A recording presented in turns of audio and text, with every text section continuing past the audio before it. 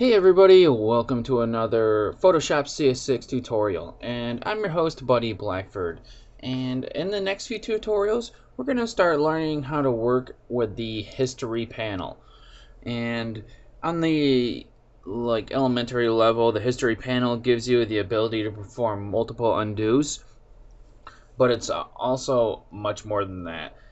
You can combine it with other tools such as the history brush and the art history brush to have like a trio of different tools that you can use to take your document to the next level. So the history panel comes in a linear mode and a non-linear mode. The linear mode helps you keep track of your recent steps, and you can erase any of the steps that that you need to. So, and then the nonlinear mode preserves all those steps for linear and nonlinear, and is useful when you need to think outside the box. So, let's get into what we're more of what we're talking about here. So, what you need to do is come up to your window menu here, click on it, and then bring up history, and it should pop up here with this history button up here. It should be the top one with these three boxes and then an arrow that goes up that way. Now you can see that I have done a few things to this image here, and this is everything that's in my document that is being recorded by the history. Let me make it a little bigger so we can see more of what we're doing. So I've opened up an image, added a new layer, used the paint bucket, moved things around, and the history panel records all this for you. Now some things that are not recorded by the history panel, so everything's not recorded by it. So for example, if I want to hide or show this layer using the eye right here, that does not get recorded in the history panel options. But if I wanted to do something like make this a little smaller, so if I hit Control T to bring up the freeform options and I just make this like a little smaller and hit enter, the free transform now shows up there. So then you can see what you've been doing and keep track of what's going on with the history panel. Working with the history panel requires a firm understanding of how the panel functions and what you can or cannot do with the history.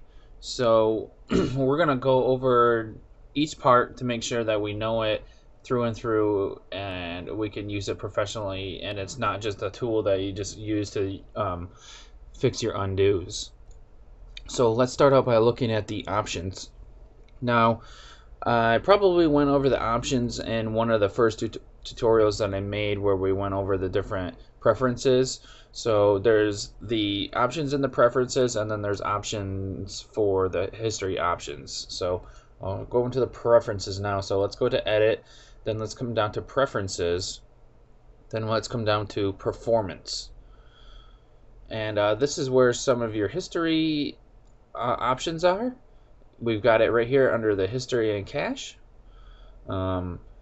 So you can optimize this the different way. Here's the different amount of steps that the history saves, and I've got mine set to 20. You can jack that way up if you want, and that's pretty much it for the history. Most of the other stuff is for the cache.